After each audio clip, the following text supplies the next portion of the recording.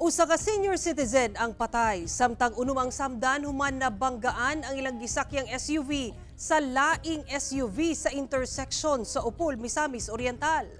Sayron tang dugang detalye sa live report ni James Paulo Yap. James?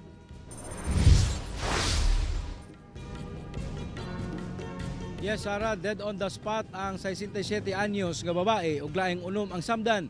Usa dinhi City Councilor sa Malaybalay, Bukidnon ug ang 8 pa lang kabulan nga anak niini. Ani ang dugang detalye.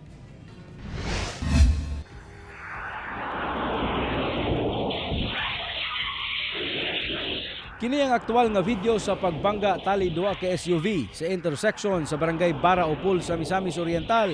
Pasado alas 10 sa gabi adlawng Miyerkules, kuha kana sa usa ka security camera sa usa ka balay sa lugar. Kusog ang dagan sa usa ka SUV nga gikan sa Barangay Road.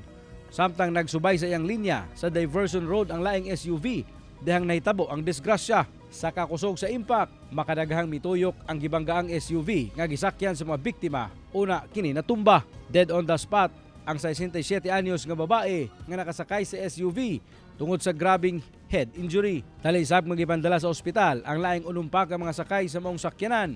Lakip ang usa ka city councilor sa Malaybalay, Bukidnon ug ang 8 ka bulan pa lang nga anak niini. Naa siya sa pinakakilid, dani sa backseat. Kilid gid sa pertan, which is dito ang point of impact. Dito gid ang bangga na hitabo. Moto nabunal na niya, nabunal siguro ang ulo. Gikan pa kuno sa nasud Amerika ang biktimang namatay nga magbakasyon unta uban ang iyang bana. Migawa sa investigasyon sa kapulisan nga usa ka 17 anyos ang driver sa nakabangga nga SUV nga nakakustodiya na sa kapulisan. Wala na miatubang pa sa kamera ang maong driver.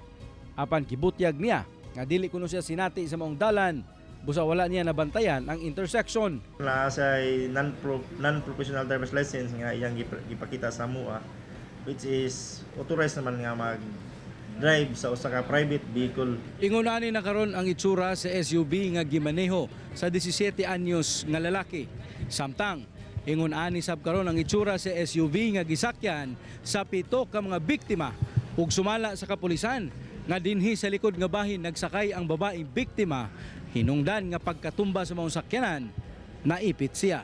Wala na nagpa-interview pa ang kabanay sa mga biktima apan gibutyag nila nga desidido silang magpasaka og sumbong batok sa driver sa SUV. Reckless imprudence resulting to homicide and multiple physical injuries ang posibleng atubangon sa maong minor de edad nga driver.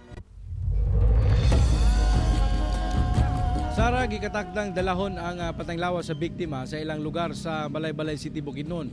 Paghuman nga maproseso kini ang iyang patanglawas sa Scene of the Crime Operatives o SOCO alang sa ipahigayon nga autopsy. Sara? Daghang salamat, James Paulo Yap.